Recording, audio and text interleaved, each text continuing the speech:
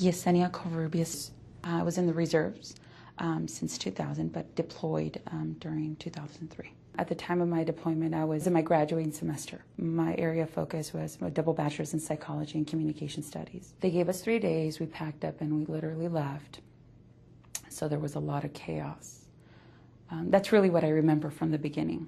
Initially, we were in Wisconsin, so there was February in Wisconsin was really cold. We were gonna go through Turkey down to Iraq, and then last minute, as most people were aware of, there was a lot of changes, and we actually went through Kuwait.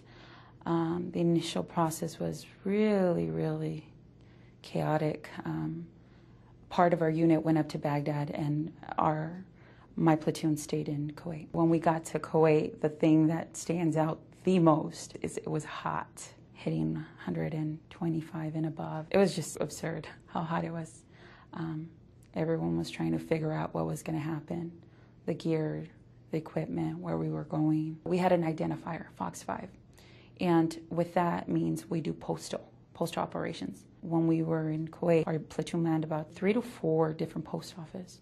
In the initial push, we didn't have a lot of equipment, so we did everything manually. We would throw ourselves into the job, and I screwed up my back really bad, to the point that there were times while downrange, like I would be on sick call, where I literally crawled out of bed. I was having moments where I couldn't even walk. The biggest challenge while I was there was being away from family, taking on a whole other life in an instant, being in constant fear of what can happen, traveling from one side to the other with a fear of something, making sure you don't stop, making sure you go around stuff. You don't stop, you keep going, you never know what can happen. And,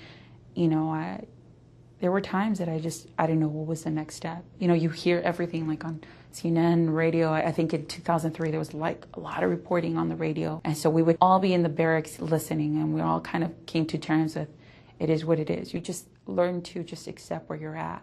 It's amazing what you can accomplish once you're in the moment.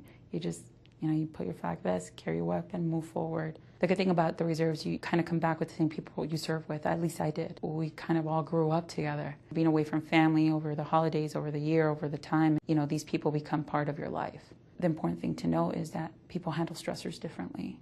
And one of the ways I did, coming back from one world to the next, first of all, I needed to go back to school. I had to go back to school. But if you think educational facilities, they tend to be a little more liberal, which is fine. In that mindset, there was a lot of anti-war, and I really didn't know where I fit in. So when I got back, it was just like I felt really uncomfortable in a class. I felt really disconnected. Finished school. I did finish school. A lot of the people that came back, we would all be on the phone all the time. And it was interesting. A lot of us, obviously had, didn't like to be in large crowds. We didn't talk to anybody.